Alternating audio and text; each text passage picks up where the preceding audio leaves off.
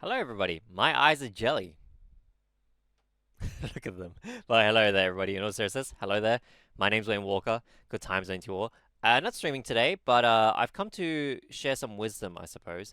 Uh, a bit of backstory. So I have a user on my chat or on my channel, my Twitch channel. His name is Yule for short.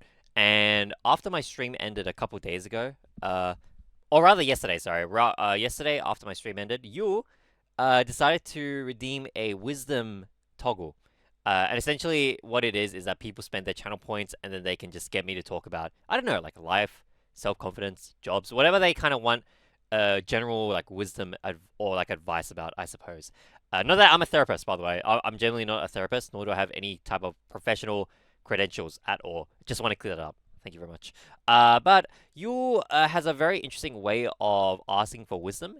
He kind of makes me improvise, if that makes sense. So typically, he or she, rather they give me two words, and then from there, I have to, uh, I have to go about and then construct something out of that.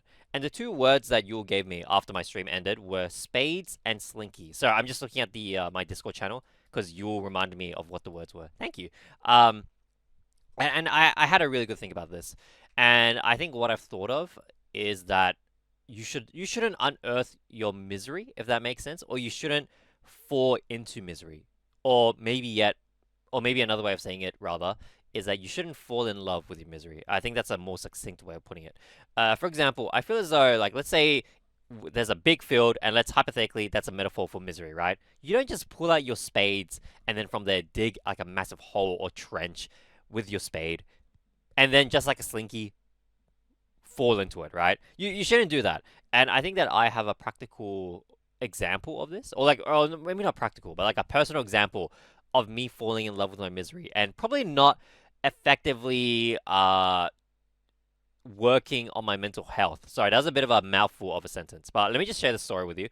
So in late high school and early university, I was very much not a confident individual. Not at all.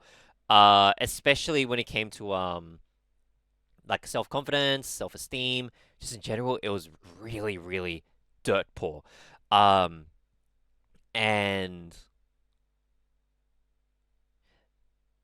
I feel as though my coping mechanism, which I don't know, well, now that I personally look back from this, from my own experience, my coping mechanism was not good. But one of my coping mechanisms was going onto, like websites or like forums that were pretty, for the lack of a better term, doomer in general. For example, I used to frequent to me IRL for me IRL a lot. That's a subreddit, by the way, on reddit.com. And that subreddit is essentially a lot of people who are, going through very harsh times, posting very kind of pessimistic or just sometimes silly, but typically pessimistic memes about, uh, the things that they're going through. And I don't want to discount the user base of to me IRL for me IRL. I just want to say, because they're going through their own issues, and of course I wish them the best. Um, Speaking from my experience as a former regular user of that forum as well as many others, it didn't help.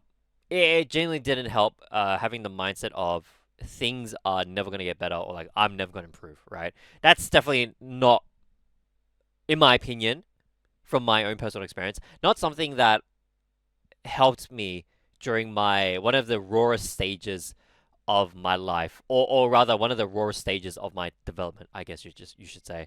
So I guess what I'm trying to say is again to recount those words.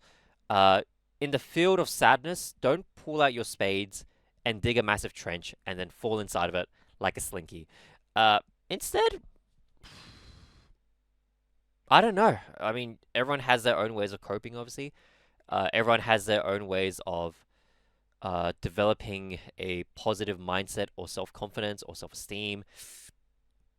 But just, I guess my advice is just don't fall in love with your sadness. It's not worth it.